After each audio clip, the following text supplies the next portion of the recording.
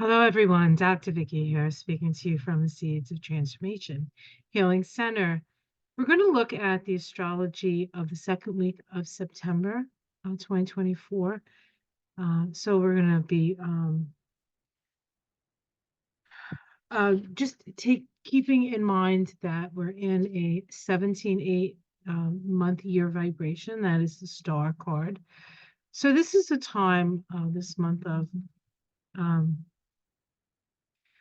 reaching for our guiding star, right? Really doing our best, giving it our best, giving it our all in whatever way we can. In whatever way is most meaningful to you, it's important that what we do with love. And it's important that you love what you're doing. So that's also part of the picture. Working together in community, in groups, group energy is very powerful, and we can vibrate together. It potentiates itself. So I'm going to be doing Mystic Sisters live a little bit later tonight, um, and with Ona on her channel. So that's one way that we put our light out there if anybody wants to interact with it. So um before I get to the nitty-gritty astrology, I just want to welcome the new subscribers. Thank you for joining this lovely community of like-minded souls who are really, in our own little ways, making the world a better place as best we can, with the right attitude, the right latitude. Um, and we are, latitude, I don't know, every latitude. Coming from a higher perspective, perhaps, is what I want to say. And to my tried and true, thank you for sticking with me for all these years. I've actually met a number of you most recently who have been with me, and far back as Chitterbug. Any of you who've been with me that long, you know what I'm talking about. My little squirrel orphan that I used to like to run inside and sleep in my bra. Um, but it's been a real interesting journey, has it not been? And we're all going to continue on this journey together, and we'll do our best to try to figure out what the heck is going on, right? All right, so let's get into let's get into the week. All right. All right, so we'll just look quickly at the numbers. We're in an 8 universal year. 8, of course, is the strength card in the tarot. It is completely located energetically in the throat chakra and on the path between Hesed, which is about growth and expansion, and Gabura, which is about cutting away that which no longer serves. It is a balance of that. And this path here is the path of Leo. And so we're all going to be quite self-expressive this year, for sure. 8 is also the vibration of as you sow, so shall you reap. And so people will be reaping what they have sown. And that's an all year thing. That's an all year thing. Um, and then we take into consideration the 9 of the month vibration. 9, of course, is the Hermit in the tarot.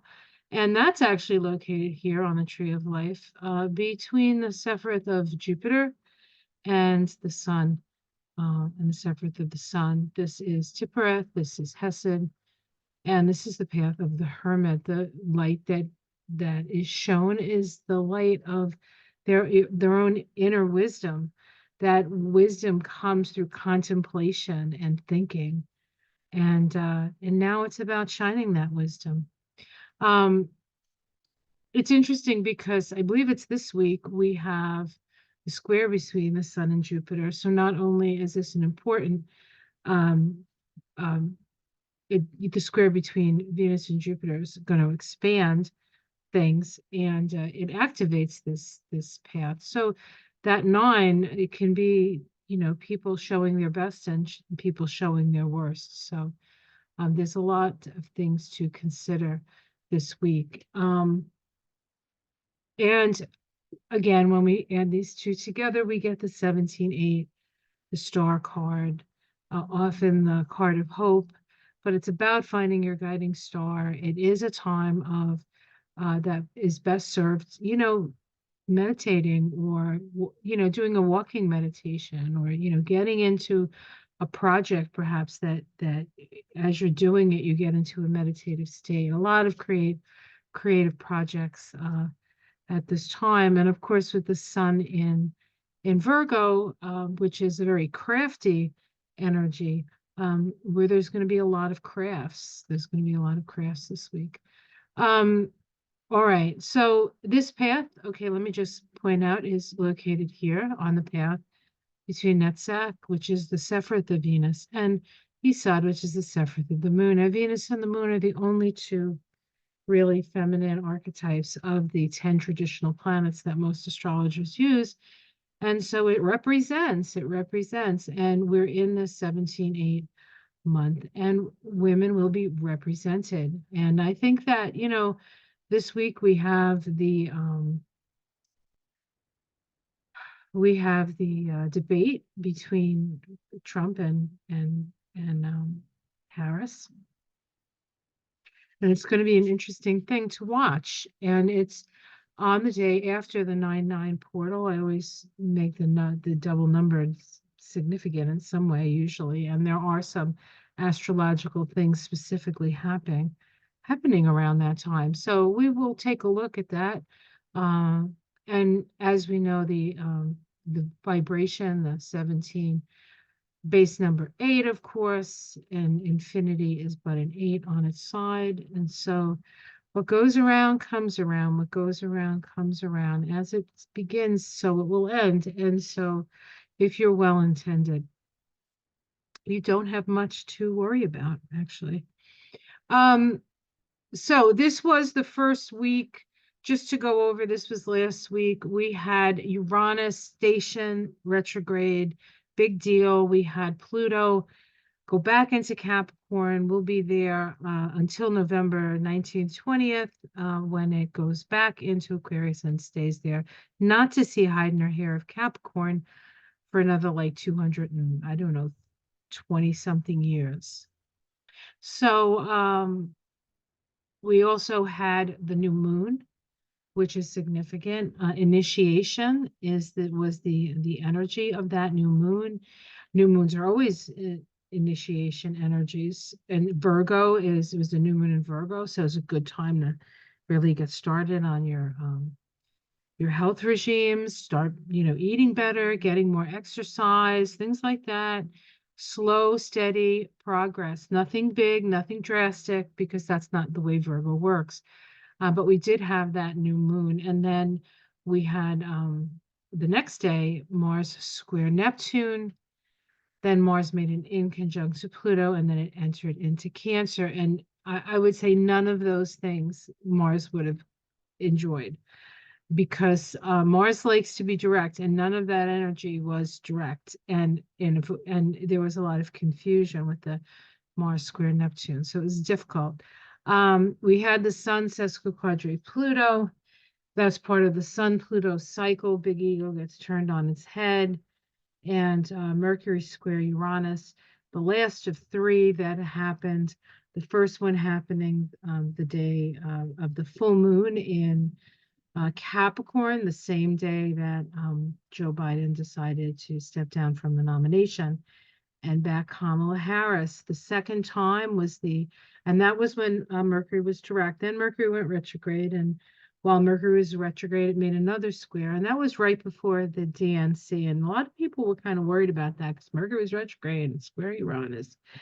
But it really did bring a new energy, just a whole, just like I think having that Mercury retrograde allowed things to grow in a way that it grew on itself, in a way like being a really good gardener and knowing just how to plant things. It felt like that. It felt like something was coming to some fruition. And of course, the DNC was that fruition. And it was amazing. I mean, the speeches were were inspiring. Michelle Obama was amazing. Kamala was amazing. Tim Walz, everybody, like I heard, and I realized that I'm a Democrat, and I do realize that I'm blue. Um, but it just was inspiring, I mean, um, it's nice when people are talking about things that can raise your vibration. I mean, we're making a choice. What vibration are we going to raise our vibration, or are we going to stay low? And that old saying of Michelle's, when they go low, we go high. It's time to do just that. They're going low, we're going to go high, and we're gonna make it to the finish line. Because that energy is waning. That energy is not. It's there. It's dangerous. It has to be taken seriously, but it is not. The energy is not there for that, and especially with Mars in Cancer.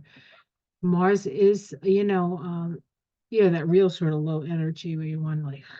So and Mars is going to be going retrograde at the end of the year, and it starts its retrograde in Leo and then goes back into Cancer, and it's latter degrees of Cancer, but still, we're starting to feel this. Um, Masculine, feminine sort of fluidness, and we could call it that, but I think that we have to just look at it as energy. There's the energy of separation, which is, um, you know, separating control and separation, and then there's the energy of merging, and I feel like the energy of merging is definitely more powerful at this time. And that can be scary for some people because they feel like if they do merge, if they do become part of something greater, then they're losing who they are. But you don't really lose who you are. But sometimes thoughts are the hardest things to let go of. But we do have, that energy of cutting down that which no longer serves us pretty heavy, because that energy is Gabura here on the Tree of Life, and um, it's the time for this. Last year we were on this path. 2023 was a 7 path, and it was between Bina, which is about the dark night of the soul, and Gabura, this the spiritual warrior. That 7 year was really, really difficult, especially at the end when the whole Israel, Hamas, and then Gaza thing happened, and still happening. Hopefully that will come to some sort of end, um, maybe with the prime minister going as well. Him and if anybody watches um, Cash Peters, him and Trump sort of arguing at a cliff edge, and then the cliff edge gives way. So, I mean, so let's get into this week. All right, so this is not, so let me just, these were from last week, so I'm just going to go through them quickly, and we'll look at this week. All right, so we're looking at the second week, the 8th to the 14th. I don't want to keep you guys too long. We start right away, Sunday, the Sun opposing Saturn, 17 Virgo Pisces. Oppositions or points of awareness. The Sun is the center, the and Saturn is the edge, is the end of the line, so to speak. So it is the parameter of time, it's the parameter of our reality. And so we become aware of the parameters within our own reality, the limitations, as it were, in the reality that we have. Where the lines go? How far can we push out into our energy before we get stopped, right? So this is an awareness that we're going to have. It's in Virgo and Pisces, so it could come in as a physical ailment, a medical issue, perhaps, or spiritual issue, or it could be neither one of those things. It could just be, Saturn in Pisces now tests our dreams. Like, is your dream sustainable? This is something that you will get an eye on and a view of that. That path actually, the sun is here in Tippereth, um, in Virgo, opposing Saturn in in Pisces. That opposition is happening right on this path. This is the path of Gemini, and Jupiter is in Gemini. So there's a real opening of this path, and also coming to an understanding. I really think that this week we're going to see who we're dealing with on both sides of the presidential election in a way that I think that, many people have seen Kamala Harris speak and work, so to speak. They've really, they saw her debate a little bit. She didn't really get too many debates in. And there was so many candidates at the time for 2020 that it was hard to, like, for them, they all had to speak. It wasn't like one-on-one like this. So but she's a smart lady, and she seems like she's ready. She seems like she is ready, and maybe she's having a little crisis in confidence. Who wouldn't? I mean, this is a big deal. This is really stepping up, and we sort of think that Trump is a doddering fool, but every now and again, is it an act? Is he like the best actor ever? Is he not really a doddering fool? All that weird, like, or is he on some kind of crazy, I don't know, some kind of pep pill or something? I mean, what the heck? Then he's like, rah, rah, rah, rah. So, but then he says it, and then he seems to fade away a little bit. So who knows? I think we got to see where Joe Biden stood in the last debate, and now we're going to get to see where Trump stands. And we'll see the last person standing, or whatever is going to, come of it, and people will make their decision from that. We also have Mercury, the planet of communication, making an inconjunct to Neptune on that day. Neptune's at, actually, I think I'm wrong. I think I said it has 30 degrees of Pisces. Well, we'll look at the chart. I think I have the chart. I think it's maybe 29 degrees. Anyway, it doesn't matter. It's right at the end. This is the third of three exact inconjuncts. Again, it went back and forth because of Mercury retrograde. Also on that day, we have Venus sesquiquadrate Uranus. We'll just put a pin in that because I want to point out that on the next day, the 9th September, Mercury makes an inconjunct to Pluto. That means that Mercury is at the head of a yod. In fact, this yod is, lasting for a couple of days anyway. We would probably start feeling it Saturday, today, as I'm doing this tonight on on Ona's channel. So Mercury is in this head of a yod, and Mercury is the way we think. And the two planets that are putting the pressure, those inconjuncts to and then working together in the sextile, are Pluto and Neptune, the two transpersonal planets. It's spirit, it's feeling, and it's soul, and it's deep soul stuff. So this is a really powerful weekend, actually, and then into Monday. And then on Wednesday we have the debate. Now, there's nothing specific happening on Wednesday, the 10th, but the next day we have a first quarter moon. We have Venus in conjunct Saturn, and we have Mercury sextile Mars. So let's go back to, I just want to mention on Sunday, we have Venus sesquiquadrate Uranus.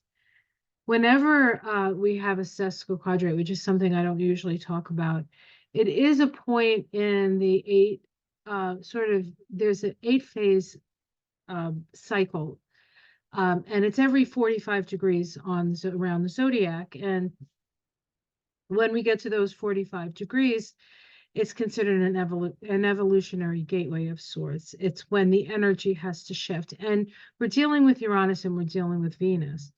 And so Uranus is sudden, out of nowhere, new ideas. It can be, there's going to be some insecurity. There can be some surprises. So you never know what you're going to get with Uranus. And then you have Venus, which is what you love and what you value. And, you know, it's a hard combination um, because there's instability in the things that you hope stay stable, your relationships and your stuff, your where you are, you know, your sense of what's important, right?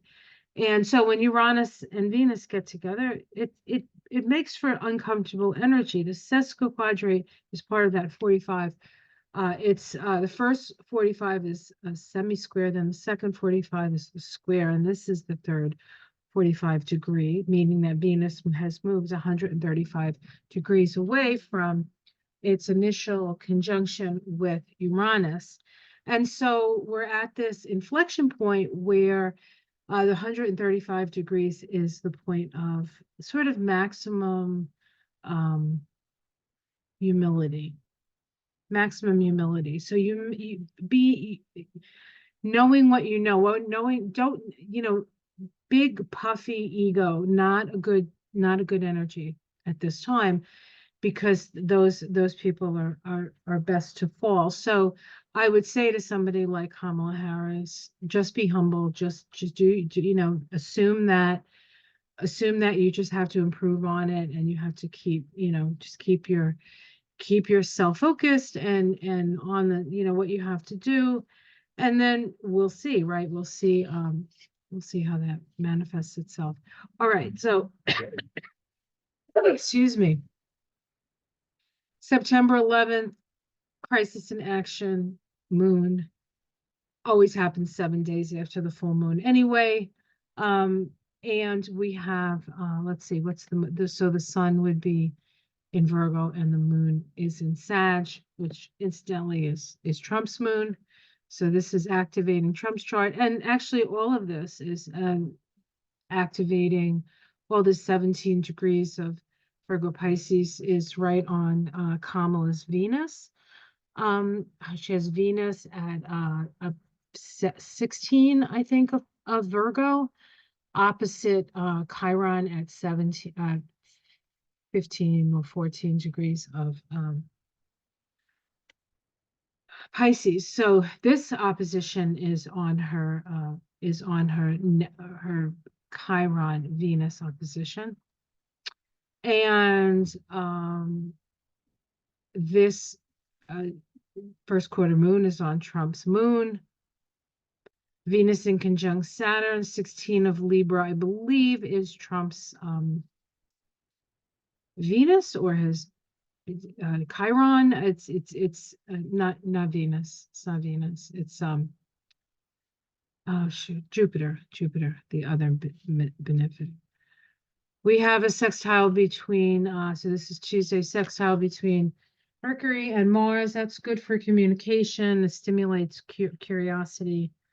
It's a nice Virgo Cancer wants to fix, you know, what's broken. There may be something that has to be attended to in, you know, health and welfare stuff here. Wednesday, the 12th, we have the Sun square Jupiter. This is that first quarter square, 21 degrees of Virgo Gemini. And this is actually Jupiter is on the north node of both candidates at this time. Not exact, but getting closer. Crisis in action seats planted at the Sun-Jupiter conjunction. We'll look at that. And then on Saturday, the Sun in conjuncts Chiron at 23 degrees Virgo Aries. We are in the process of coming to the second hit of our Chiron return in the United States. So that's not happening, I think, until next month. And we'll talk about it. All right, let's take a look at the charts. I know I'm keeping you longer than I wanted to, but hopefully you're enjoying this. Okay, so we're looking at the opposition between the Sun and Saturn. It is vibrationally a Knight of Wands day, But of course, this opposition is the halfway point of a cycle that began with the conjunction. So if we look at the conjunction, it started this cycle, it started it under a Queen of Cups energy. That's a 3811 in the system I use. 11 is about relationship. It also sort of goes back to the 11 energy of the Justice card. And of course, oppositions in their nature are have that sort of balanced energy. So it's interesting how that connects. The Sun-Saturn conjunction at 10 degrees of Pisces. Yeah, there's a 3811. 10 degrees of Pisces, an aviator, that should be an aviator, flying through ground obscuring clouds, highest levels, that should be levels of achievement. Only the few manage to go beyond levels of normal excellence to master their chosen craft and skill set. Attain the highest level of responsibility you can manage. That was the initial conjunction of this cycle that determines our scope of our reality to a certain extent. And so we have to do our best. We've had to give our best. And I think from what I'm seeing is people are really giving it their best. And it's good to see, because without hope, you feel like anything you do isn't going to work anyway. And there's a renewed sense, that whole renewed sense of not going back. So now we have the sun at 17 of Virgo. Where is it? Sun. Oh dear. Right, 17, 1601. So I bring it up to 17. Saturn, 1601 of Pisces. A volcanic eruption. Catharsis. In order to transcend animal nature, we must release pent-up frustrations, release of blocked emotions. Opposing. So that's the sun. This is the ego, right? The sun is the ego. Saturn, it's 17 of Pisces, an Easter parade, intensification of spiritual grace through celebration. The emotional aspect of spiritual practice is expanded through group participation in ritual and ceremony. So this is a good time to get together with people of like mind and celebrate and bring your energy together. As I said, in the beginning part, when I was just going over the day by day. And this is the U.S. chart. Thank you, people who don't live in the U.S. This is happening in the 4th and the 10th house. This is the parental house. This is the house of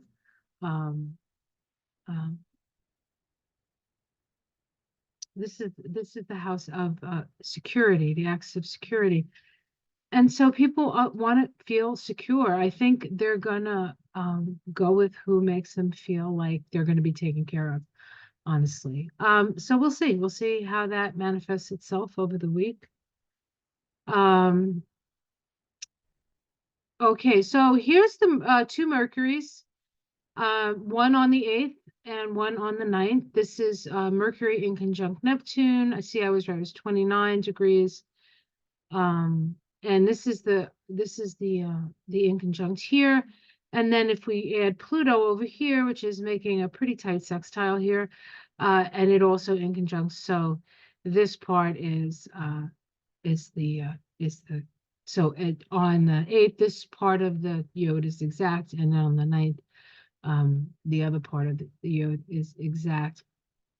So I just want to point out that the days that these two that this yod is happening under is 23-5, which is the King of Wands, and on the 9th, the 24-6, which is the Queen. So the King and the Queen are here, and the King and the Queen of Wands is spirit, Wands is intuition, Wands is creativity, Wands is a sense of life and life force. So this is, this is an important point. And with Mercury, like how we have to make decisions about how we have to utilize our minds and what we're going to focus on, right?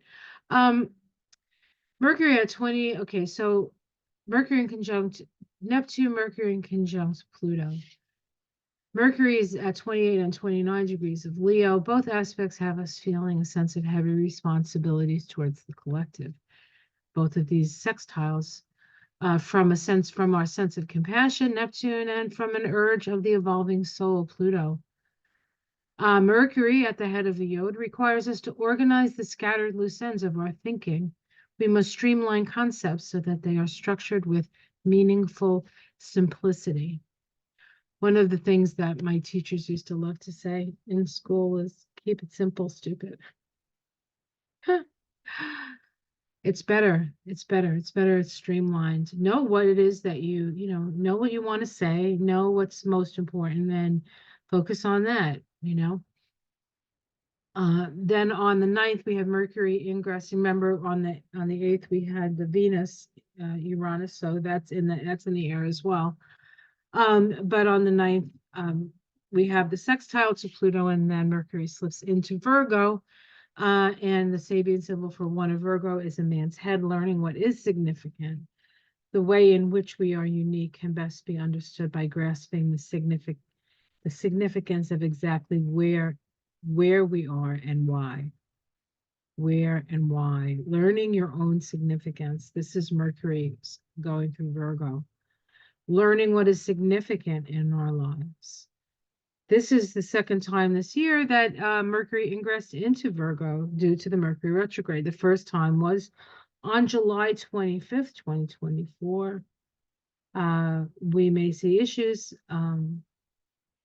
of that time reasserting themselves. So that was after Biden stepped down from the nomination. Just a couple of days that first heady week of that. And this vibration, this 40/4 vibration, which is connected to this day, is actually Trump's path of life. So he's, of course, involved, whether we like it or not. We might as well see it through to the end, right, guys? September 11th, never forget, right? The Twin Towers, right? I used to see them from my bathroom window every day of my life from whenever it went up, 70s. So from like 1972, 3, 4, until I moved out of Jersey City. But my mother lived there until, past the time they came down. First quarter moon crisis in action on seeds planted at that new moon at 12 of Virgo. After the wedding, the groom snatches the veil away from his bride. Initiation. Unveiling the mystery. So we're unveiling the mystery with that new moon. Now we're 7 days later, we get that first quarter square. The sun at 19 of Virgo, a swimming race role model. The lower type competes with others, while the more advanced beings compete with themselves towards mastery. Self-mastery by eliminating personal faults. This is, everything, pretty much everything is saying, get over yourself, get over your, any kind of like thing, thing in your mind that you're not ready. You're ready, you got to do it. You got to put your best self forward. You got to be willing to show people kind of who you are and what you stand for and what's important to you.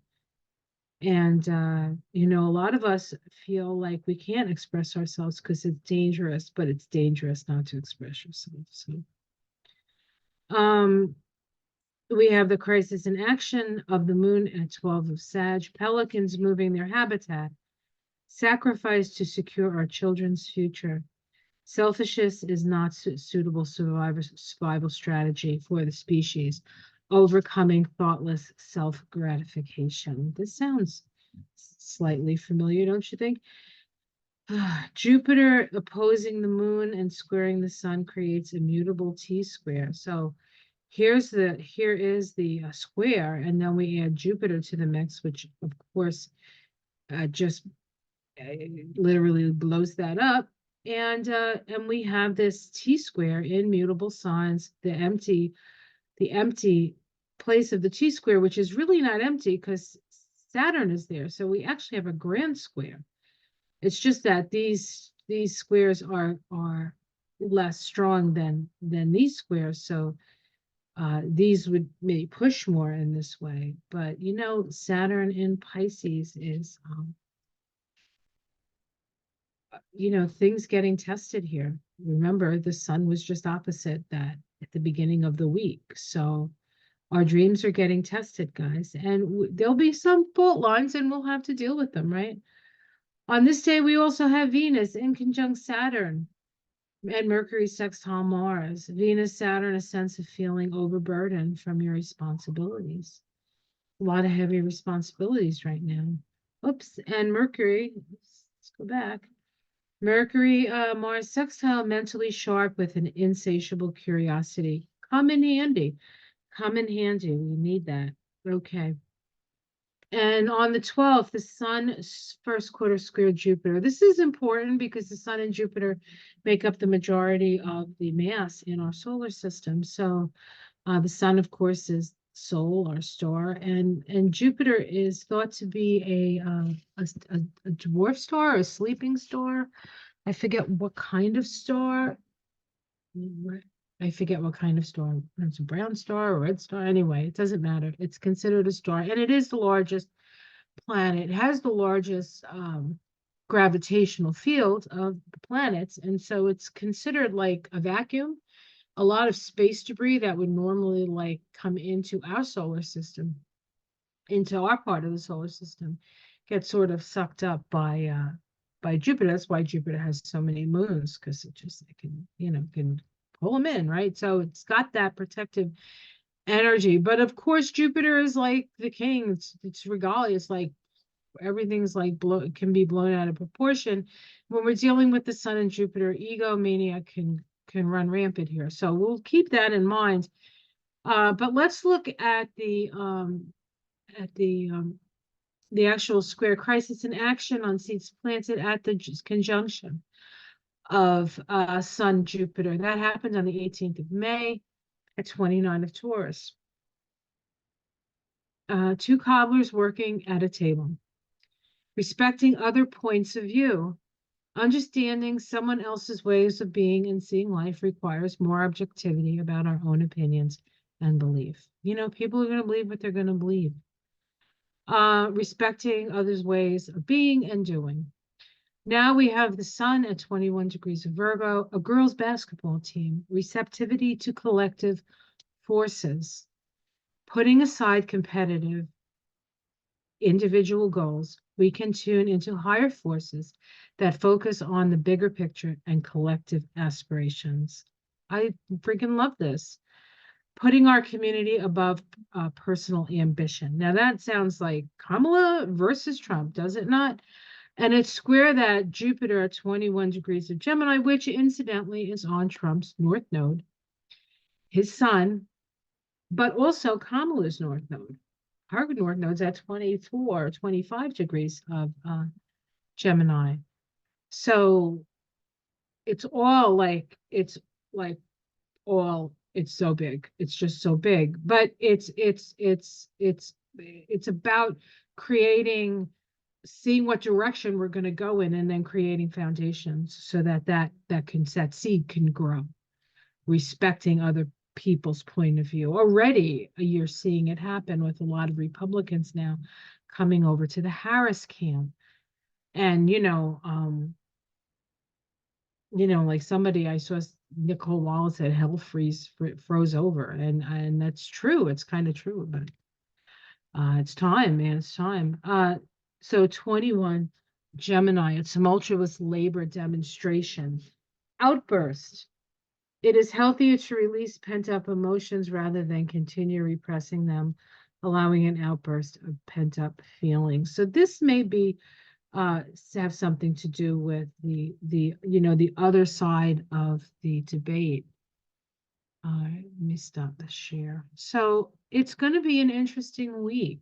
We're going to get an eyeful. We're going to get to see where things are and where we're going to have to go from there. So nothing is for sure. Nothing is certain. Everything can change in an instant, as we know. But I think if we're just if our intentions are pure and we're moving in the right direction and our hearts are clear and we're doing what we love and we're doing our best. Um, I mean, that's all we can really do. And then we vote and then we see what happens, right? Because that's how it works. You have to vote and then see what most people want. And of course, I realize that, a lot of people are concerned about cheating and this legal stuff they're talking about, and, any which way or Sunday, because this is do or die for him. And, we will see. We will see what happens. I think, what do I think? I think you guys know what I think. I think we should wax our surfboards because a blue tsunami is coming, but it is going to create a lot of havoc and we have to be prepared for that. So, um, yeah, temper tantrums on their way, I guess. Okay, guys, I hope you enjoyed that. See you tonight. See you later tonight. Or maybe not that late. No, I still have time. Okay. It's like, what time is it? See you later tonight on Mystic Sisters on Ona's channel, Ona's Tarot. So join us for that. We'll probably be talking about some of this stuff as well. All right, take care. Much love, everyone. Namaste.